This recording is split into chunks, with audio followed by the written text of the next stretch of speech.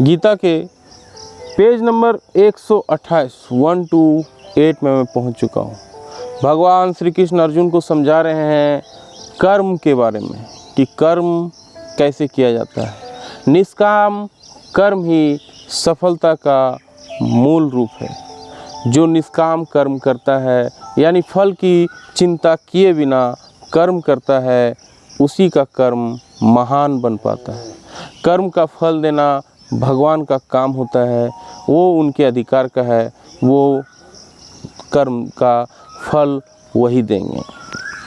अपने हाथ में है कर्म करना, कर्म करते रहना, यही सफलता का मूल रूप है, यही गीता का मूल सार है। तो भगवान श्री कृष्ण अगले श्लोक में क्या बोलते हैं ये समझने की कोशिश करते हैं। नियतं कुरु कर्म त्वं कर्म ज्यायो ह्वा कर्मणा शारीरयात्रापि च तेना प्रसिद्धये कर्मणा। यानी अपना नियत कर्म करो। नियत कर्म जो हर रोज़ का कर्म है वो कर्म करो, क्योंकि कर्म ना करने की अपेक्षा कर्म करना श्रेष्ठ है। क्योंकि कर्म अगर ना करो उससे अच्छा है कि कर्म करो। अपना जो काम है वो हर रोज़ करो। कर्म के बिना तो शरीर निर्वाह भी नहीं हो सकता। जो कर्म नहीं करेगा उसका शरीर नहीं चलेगा, उसको हज़ारों बीमारियां हो जाएंगी, डिप्रेशन में चला जाएगा, एंजाइटी हो जाएगी।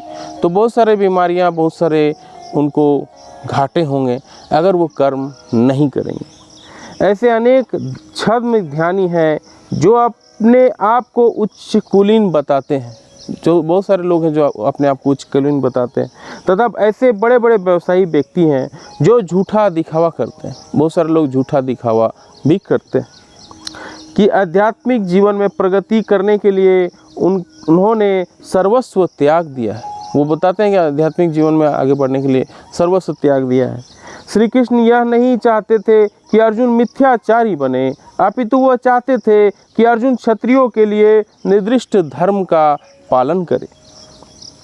अर्जुन गृहस्थ था और एक सेना नायक था, अतः उसके लिए श्रेयस्कर था कि वह उसी रूप में गृहस्थ क्षत्रिय के लिए निर्दिष्ट धार्मिक कर्तव्यों का पालन करे। ऐसे कार्यों से संसारी मनुष्य का हृदय कर्मशः विमल हो जाता है और वह भौतिक कलमश से मुक्त हो जाता है। देह निर्वाह के लिए किए गए तथागत त्याग का अनुमोदन ना तो भगवान करते हैं, ना कोई धर्मशास्त्र करते हैं। आखिर देह निर्वाह के लिए कुछ ना कुछ तो करना होता है। भौतिकवादी वासनाओं की शुद्धि के बिना कर्म का मनमाने ढंग से त्याग करना ठीक नहीं। इस जगत का प्रत्येक व्यक्ति निश्चय ही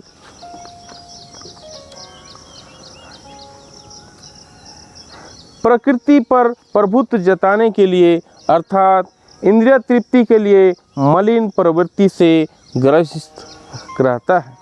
ऐसी दूषित प्रवृत्तियों को शुद्ध करने की आवश्यकता है। नियत कर्मों द्वारा ऐसे किए बिना मनुष्य को चाहिए कि तथाकथित अध्यात्मवादी योगी बनने तथा सारा काम छोड़कर अन्यों पर जीवित रहने का प्रयास ना करे। यानी भगवान श्री कृष्ण बता रहे हैं कि अपने कर्म को खुद करो, अपना सब कुछ काम खुद करो।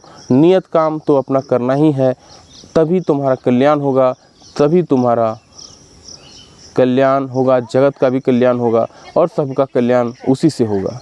अगर कोई कर्म ना किए बिना चाहता है कि सब कुछ मिल जाए तो ये इम्पॉसिबल है, तब उसे कुछ नहीं मिल सकता है। अगले श्लोक में बताते हैं भगवान श्री कृष्ण कि यज्ञ अर्था कर्मणा यंत्र लोकया कर्म बंधना तत्कर्ता कर्म कौन्तेय मुक्त संग समाचार। श्री विष्णु के लिए यज्ञ रूप में कर्म करना चाहिए, अन्यथा कर्म के द्वारा इस भौतिक जगत में बंधन उत्पन्न होता है।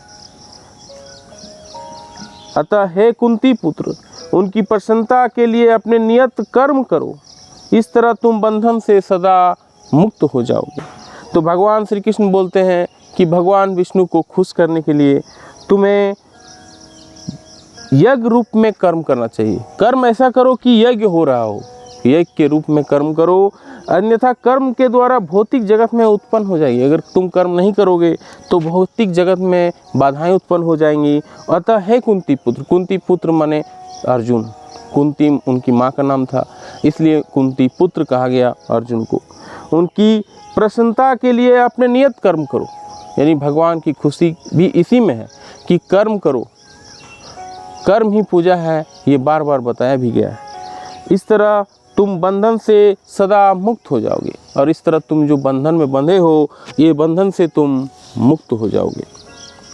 चूँकि मनुष्य को शरीर के निर्वाह के लिए भी कर्म करना होता है, अतः विशिष्ट सामाजिक स्थिति तथा गुण को ध्यान में रखकर नियत कर्म इस तरह बनाए गए हैं कि उस उद्देश्य की पूर्ति हो सके।